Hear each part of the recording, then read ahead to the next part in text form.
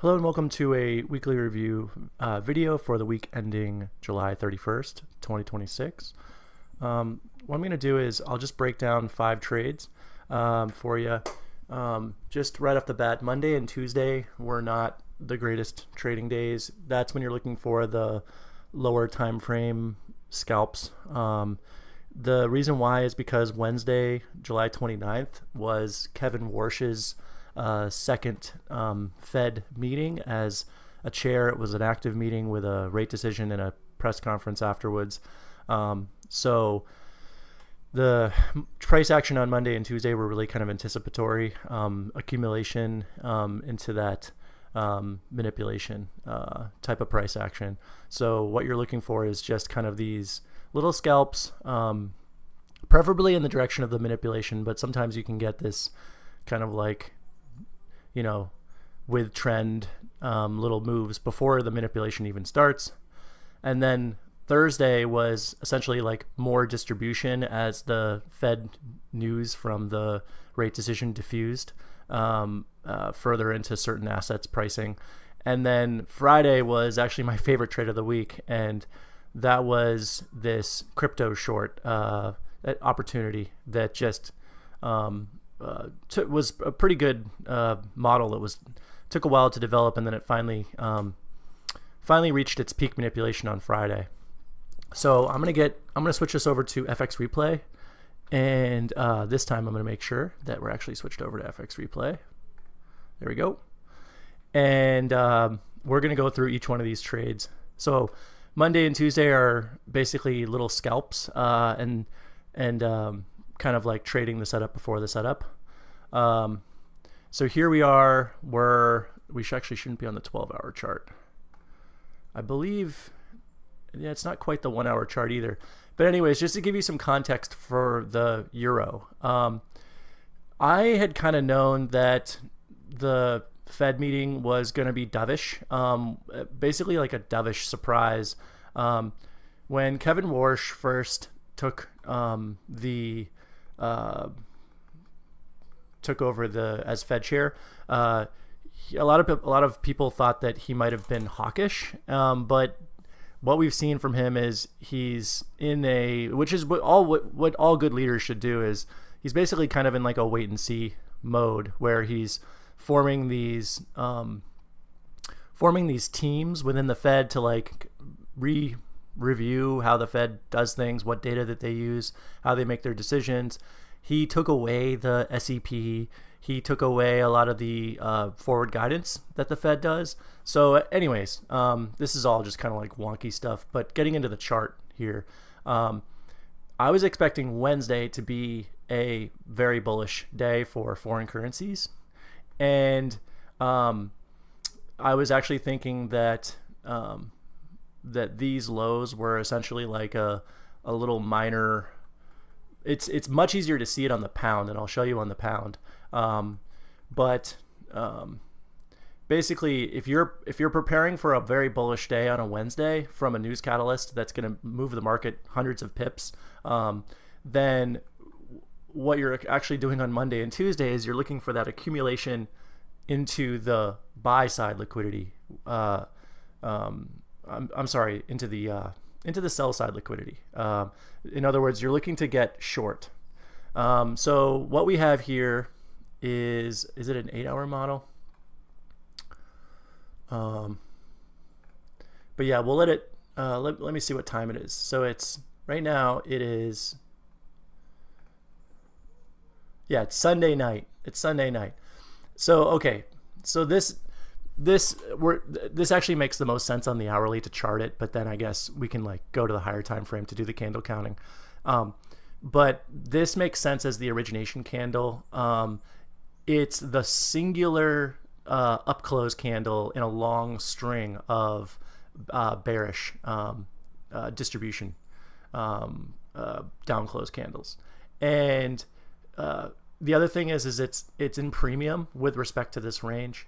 It price having covered all of this is it's filling these inefficiencies. So a bearish fair value gap like a SIBI, right, is that sell side imbalance, buy side inefficiency, right? So it's filling those. It's leaving this unfilled for now, right? Obviously Wednesday we shoot past. But anyways, I'm looking for. Now remember that the true market open of any day is not 1700 EST. It's midnight, right? And so I really wouldn't be. I mean, unless I'm trying to scalp long as a kiss of death with the euro here, I wouldn't be trading in the Asian session on Sunday, right? I would be looking for early London session manipulation into distribution, and this right here are each one of these highs is actually inducement because the time hasn't we haven't hit the correct time yet, right? So London session starts around 2 a.m., but we might even see that high form in advance of that. So yeah, we've got our key level, which is our high of our origination block. We've got it makes the most sense to try to look for 5-minute entry signal here. The entry signal that I would be looking for would either be a model number 1, which either could be like the classic Romeo model number 1, or it could be the more the more recent model number 1 that he's outlined. And then the other entry signal we could look for is a true market structure shift.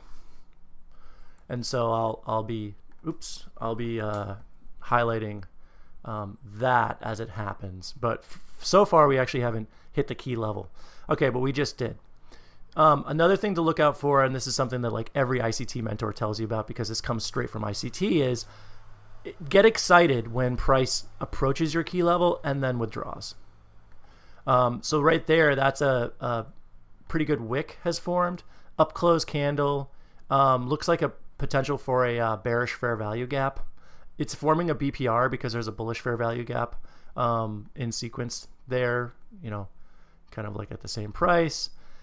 That's gap inefficiency there, so you'd expect that price would come up and fill that. So don't be chasing price to get in. Though, I mean, if your target is literally like these lows down here, one of these lows, I'm going to put this as my target, though, because we're Monday scalping, I want you to be comfortable with getting to essentially the OTE as if this were a bullish range. Get to the OTE and cut, because if we've already expanded here into buy side liquidity, then as we chase this sell side liquidity, including this new week opening gap, we're going to be exhausted really fast on a Monday. Mondays don't normally run both sides of the market.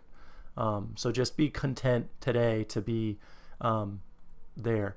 So I will let this short-term lower time frame model, I'll let this play out.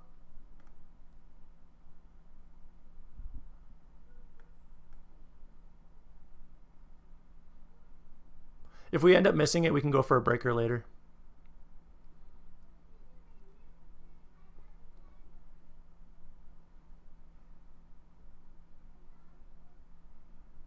True market structure shift.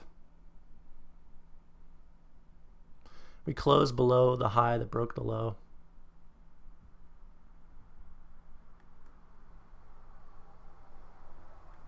Yeah.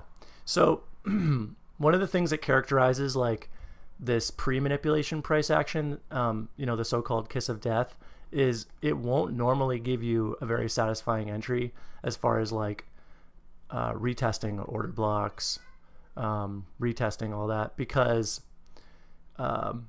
it's leaving the inefficiency there on purpose, because remember that Wednesday it's going to be exploited in the bullish move.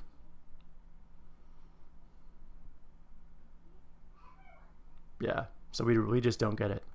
So anyways, let's look at the overall analytical framework here. Let's try to do like the 10 candles into 3 here for this. I believe it's 8 hour. So if that's the origination candle for the 8 hour, and we don't quite, obviously we're only getting to the 50% and or maybe into the 618 of that, then that's 1, 2, 3, 4, 5, 6, 7.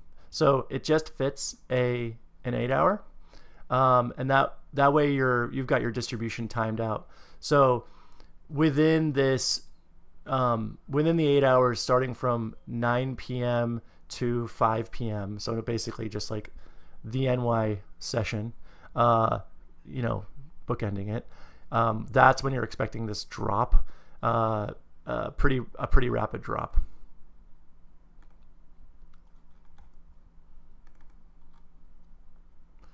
You could say that. Actually, nope. I guess that's not quite the. But yeah, we did get a.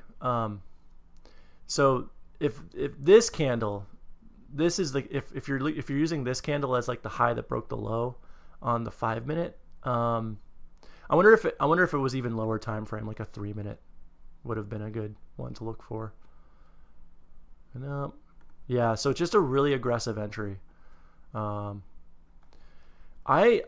find myself less interested in the actual entry models, and I find myself like just looking for conviction, and just as if I had an automated entry. I don't really. I think entry models are probably one of the least important aspects of trading these systems. I mean, a turtle soup is a turtle soup, regardless of whether it gives you perfect like model number 1 or perfect true market structure shifts to trade. But yeah, I'll just let this play out. I don't want to spend too much time on this trade just because it's kind of like this, just a Monday scalp, not super profound. Though I mean these are great. I mean these could really pay your dues, so to speak, as a trader. So yeah, that is, I believe, the low. And so just thinking in terms of sessions, we'll go back to the 1 hour chart. I mean, this ratio here will follow that 10 to 3 fairly well. I think it's even more aggressive distribution than the 10 to 3. Oops, that's price. Let me get time here. So in other words, if we had 45 bars of accumulation into peak manipulation, then we're expecting like 14, 15 into distribution. Maybe you could have called that the peak, and maybe it made an SMT with the pound. So the ratio, you could look at the ratio more like this. But yeah, so let's just move on to the next trade. We don't want to dwell too much on this. Little choppy scalp there. This next trade isn't even really like a trade that's super actionable on Tuesday, but it formed on Tuesday along with basically all the other FX. So now we've jumped ahead, and now it's I actually, you know what? I kind of skipped past Tuesday, so I'll just kind of be doing this one in like true, pure hindsight. But let's look at the pound here. So the pound, I actually consider the pound the more exciting FX funding currency to get long right now, because I think there was some optimism when the pound, when the UK Prime Minister, like the leadership of the UK Parliament had a change. That always kind of like brings some fresh optimism. But the longer time frame that you want to be looking at is actually the 2-day time frame. So in other words, if this candle is the origination candle, which again we don't really get a full turtle soup of, like you'd have to drill down and look, and I can do that in 1 second.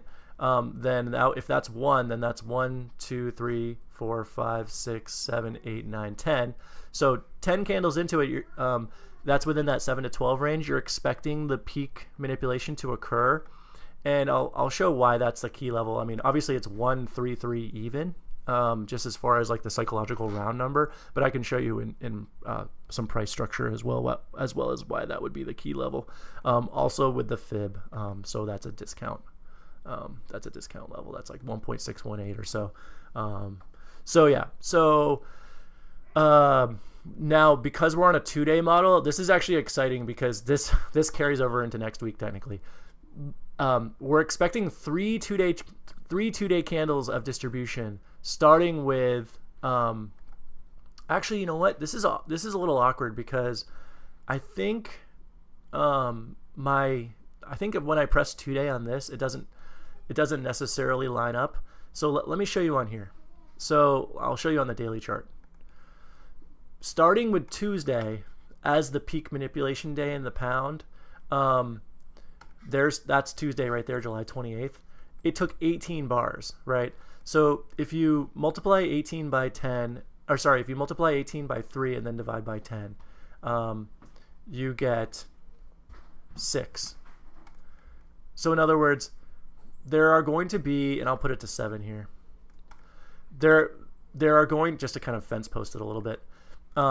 There are going to be 6. There are going to be 6 distribution candles you're expecting beginning Tuesday. Well, if Tuesday is the peak manipulation, then Wednesday is the first distribution.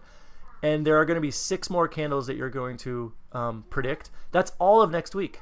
That's all of next week. Well, I guess not really all of next week, but that's at least till Wednesday or Thursday of next week. So in other words, 1, 2, 3, 4, 5, 6 gets us to Wednesday. So we've actually only had 3 out of the 6 days, and we're due for 3 more, which is really exciting because this is a trade that you could be looking at taking for next week. So yeah, so what I'll do is I'll just play it all the way through. The other trade that I'm going to talk about on Wednesday also had a super clean setup in this vein. But you can see that Tuesday's daily candle wasn't a super actionably tradable candle. Like, you would have gotten a teeny tiny scalp at best going long on the pound. And you wouldn't have got really that much on the short side either on the actual Tuesday day itself. You might have gotten this kiss of death if you had been like really looking over here at that consolidation and kind of like realizing that, like, yeah, if we're gonna turtle soup this low here of that one, you know, I guess it's a bullish order block, right? If we're gonna turtle soup that bullish potential order block, where are we actually going to reverse into when we do the wick? Well, we're gonna reverse into this. I guess it's a breaker. Yeah, this breaker, this bullish breaker, this extreme consolidation, up down, up down, up down, up down, up down. That as price wicks is going to hit that block, that breaker block. And that's exactly what it's doing. There's also that round number there, that 1.3275. Which we just, I mean, that is like the entry, right? We don't even, on the 15-minute time frame, we don't even like get a close below that. We literally just wick into that like 6 times, 5 or 6 times. So yeah, lots of good, like, this is like the perfect, like, if you think about the way large funds work, there's a technique called like iceberging, where you basically like drop in like many large orders in a stealth kind of way, and this is like this area that people are selling vol and people are iceberging large longs in, which get cheaper and cheaper and cheaper as you sell more and more vol, right? It's like it's a spiral, right? It is a virtuous cycle. So yeah, so obviously we've fast forwarded past the Fed meeting at this point, but yeah, that's Tuesday in the pound. So potentially like the kiss of death short. I could show you how I would approach a kiss of death short. Is I would be yeah. So that's a really tricky one. I mean, you'd be on like a really low time frame to look for like a potential candle to exploit. I mean, this high and this high like really stand out to me, but like price wasn't even allowed to clear this high. I mean, because we're in pure kiss of death inducement type of setup where we're basically like inducing as many bears into the market as we can and trapping them there. You're just taking like a million years. Okay, alrighty. Okay. Okay, sorry. And then, but yeah, it's basically this order block if you really want to get into it with it. That's a nice 10-minute order block there. But yeah, let's not dwell on that. I'm excited to show you about Wednesday and CAD. It's a real textbook one, and then we'll just play the rest of the week out. The rest of the week is actually completely textbook, which is awesome. Monday and Tuesday were a little shaky just because the market was in accumulation mode. But yeah, so this is after Tuesday. This is before the Fed meeting. And you can see that just as the lows on Tuesday formed in the pound, the highs form in CAD. So with dollar CAD being the quote currency, to go long CAD, you'd be shorting this pair. So we're trading into the breaker, right? And we trade above this origination candle. And I note that we're pressing down into the key level of 1.4, right? $1.40. $1.40 worth of Canadian dollars buys you $1 US, in other words. So this is the high that formed on Tuesday, and you actually get a much better move on Tuesday morning. So maybe I should have used the CAD as my Tuesday pair as well, rather than the pound. But the pound, I stuck that in there because of the implications for next week. But anyways, I hope you didn't miss where I'm on the 4-hour chart right now. That's how I picked out my origination candle. This candle is so awkward. This candle right here, because it's got a very a pretty decently wide body, but it also has an extremely long upper wick and extremely long lower wick. It just screams inefficiency to me. It screams indecision. So obviously we're going to clear that, and we're going to dig into that breaker because the high here never got to the breaker, right? There's a gap between this upper wick and this lower wick. So we're going to fill that gap. And we actually don't end up filling the 4-hour fair value gap, which is something to note. And there, within this, there's a continuation play to get short, but it involves an SMT. So with the CAD, you actually want to be watching for you actually want to watch the DXY. You could also use the USD EUR, which is the inversion of the euro pair. You could look at that for an SMT, but normally just people just use the DXY. And so at this point, before the Fed meeting, there was an SMT between the high that the Dixie put in and the high. So Dixie made a higher high in London, I believe, and then CAD makes lower high. So that's a good way to get short. And if you wanted to get like tricky and use the 2023 model, you could essentially be like using this as the origination candle and then just like looking for price to dig into that 15-minute order block. And then get short there. But you're riding short all the way through the Fed meeting. So there's the rate decision, and that's dovish because they did not hike rates as was priced mediocrely into Fed funds futures. There was a small chance, or a decent, I'll call it, chance to hike. They did not hike. And then Kevin Warsh's press conference subsequently was very dovish.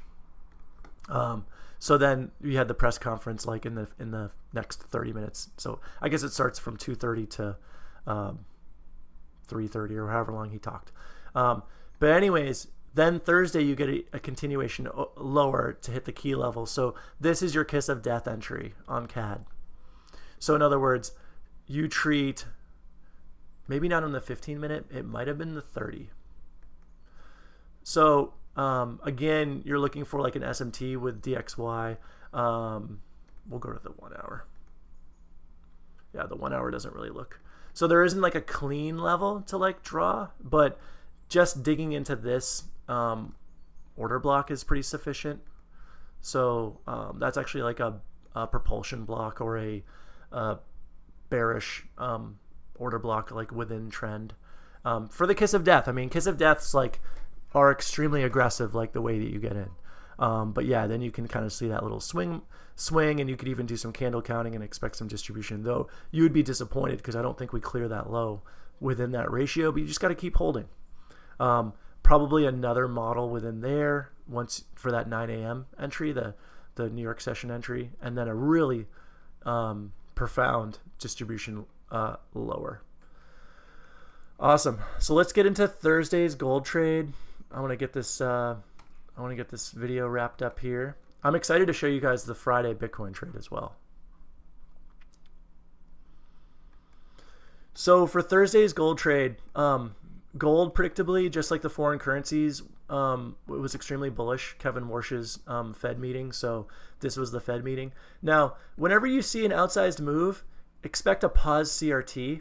What is a pause CRT? Well, if it works roughly the inverse of my timing that I use for my distribution leg. So if you just take this 4-bar chunk, this 1 hour chunk, as like this extremely outsized move, then you'd expect kind of an entire pause CRT to be roughly 3 times that. And so you can see that we take some time to get there, and then it might even be 4 times it, it might even be 5 times it. It's a pause CRT. So you just have to be patient, kind of sit on your hands. But basically what you're looking for now is an excuse to get long again with gold. And this low here is actually inducement. It's inducement for a lot of different reasons, but look at when it formed. It formed at 4 p.m. on the same day as the Fed day.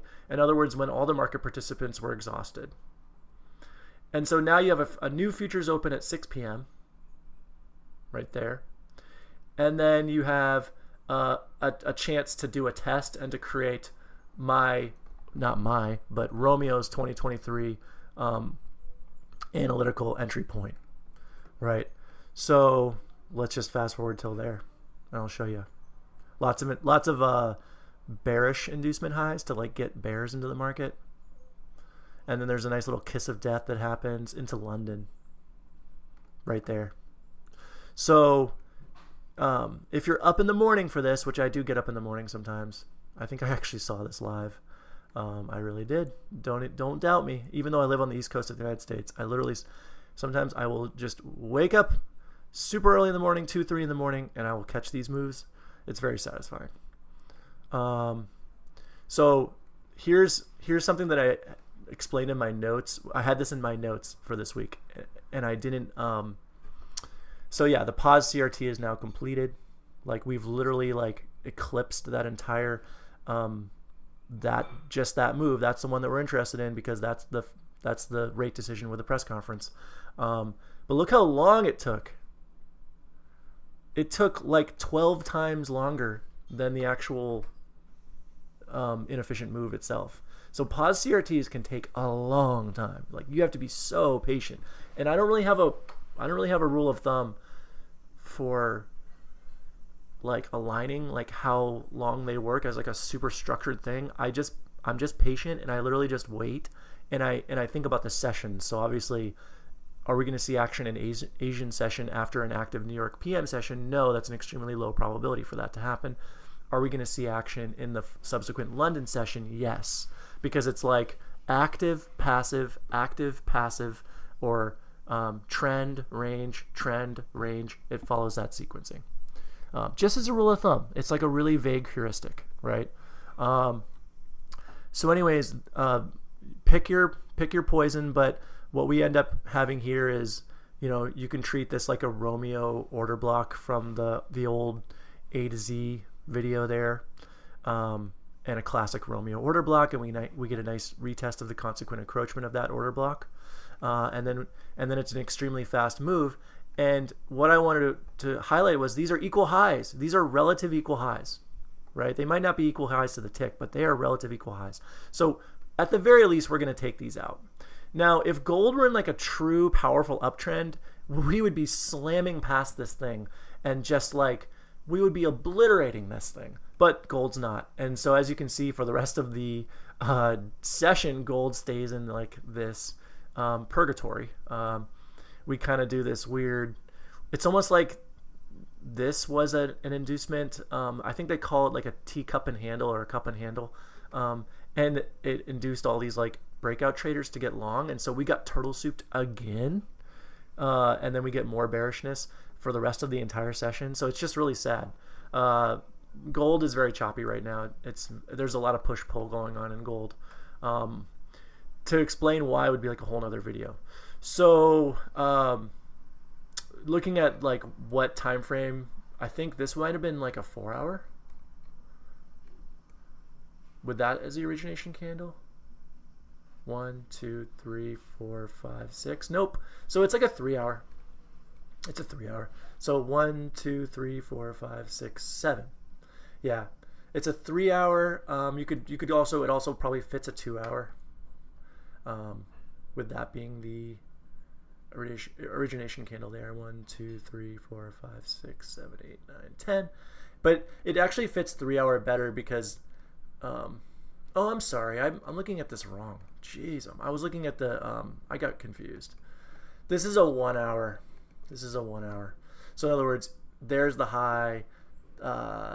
This is the origination candle. That's little. It's not even like a swing low, or maybe this is the swing low, right? 1, 2, 3, 4, 5, 6, 7, 8, 9. Yeah, and then we get this distribution. But it does fit. It does fit the model. Okay, so let's go to Bitcoin. Bitcoin was my favorite one to look at. So keeping that in mind about pause CRTs. So this is a very if you were trading last week, you might have remembered the Kospi index dumping. So at first it dumped like 5, and then it dumped 10% or 11 or 13, and then it dumped 5 again. So the peak Kospi move there, where Kospi was just like extremely accelerating to the downside. Kospi, by the way, is like the Korean, mostly like stuff that Korea does. But anyways, that the Korean indice was just like dumping those equities. So Bitcoin caught the flu. There's a lot of like risk aversion within that Asia session, right? So that's right at the futures open. So it's a quote unquote surprise, right? It's a extremely inefficient. I mean, is that a headless and a tailless 4-hour or a 1-hour? A headless, tailless 1-hour candle right at futures open without any like Asian, it's pre-Tokyo open, it's Seoul, I guess is where they trade stocks in Korea. So like, man, like not a super efficient. Clearly it's going to be a pause CRT, right? So it takes a long time for the pause CRT to happen. And that's what you're doing, is you're literally just waiting all week for the pause CRT into this. Now, why did I draw this as a key level? Well, there was 2 reasons. It's the daily open. This is the daily open of that terrible Monday that got everybody liquidated who was long, including a hedge fund. The hedge fund was called Situational Awareness Capital, or Situational Awareness, whatever. Anyways, I'm not in the hedge fund world. So it's the daily open of that candle there in Bitcoin.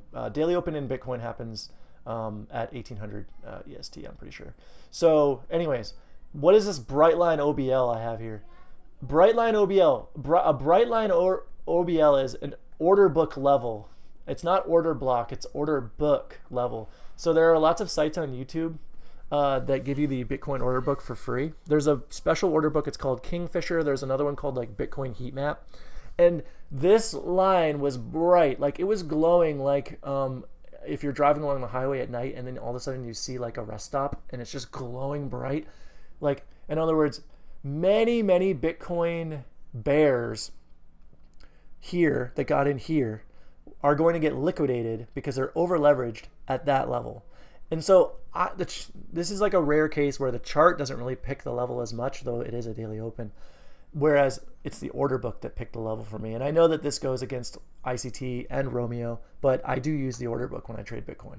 It just makes it's just too valuable a resource not to use it. But check this out. There is a model number 1 on the 1 minute chart that gets you in. So the move here is so inefficient and so violent that you literally jump to the 1 minute chart and you get a model number 1. It's awesome. So in other words, you get the close, let's see. Oh, so this actually looked different on, so when I was trading Bitcoin futures, it was like a much better retest. It looks different on this, this is Globex, like the Forex pair of BTC. But anyways, yeah, you get like look at that. It literally it was there for like 20 seconds. It was there for like a millisecond to the key level. So like a super awesome strong reaction off the key level. And like if you miss something like this, just look for the breaker. I mean, we get the breaker. I'll probably call it out. We get a breaker entry. Like right there, that was a little breaker entry of price that formed.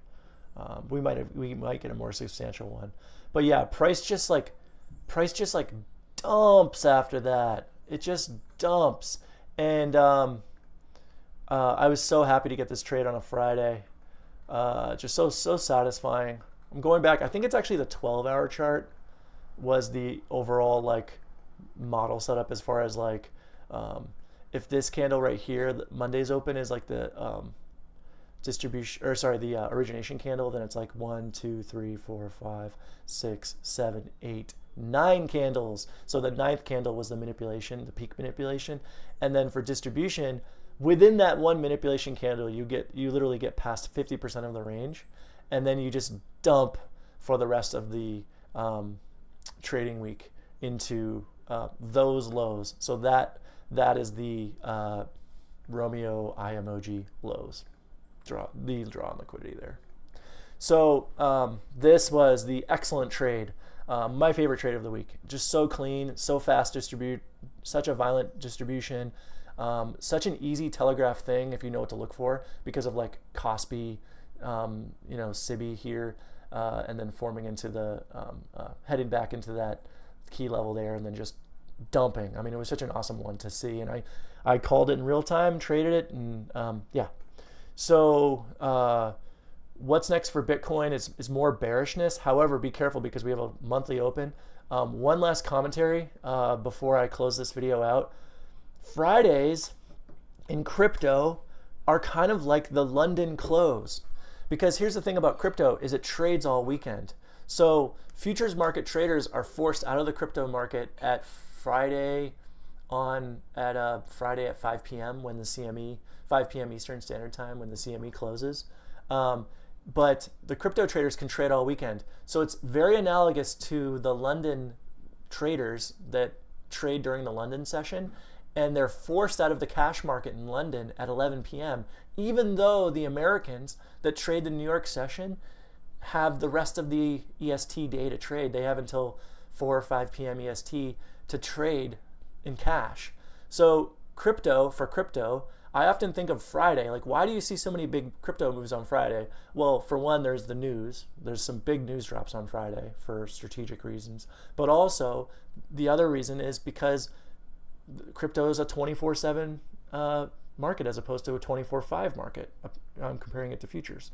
So yeah, that's if you're looking for like the analogy for crypto, Friday is akin to the London session for Forex on a daily Forex. So crypto weekly, for a crypto weekly chart, a Friday daily candle is equivalent to the London session close candle for Forex. I'll say that in a better way on the daily candle. In other words, you see some big 11 a.m. candles sometimes when there's a rush to the exit. in a Forex pair, and just as you see some big Friday daily candles in crypto when there's a rush to the exit. Bang. So, all right. Thank you so much for listening. Have a great trading week. I'll try to upload a video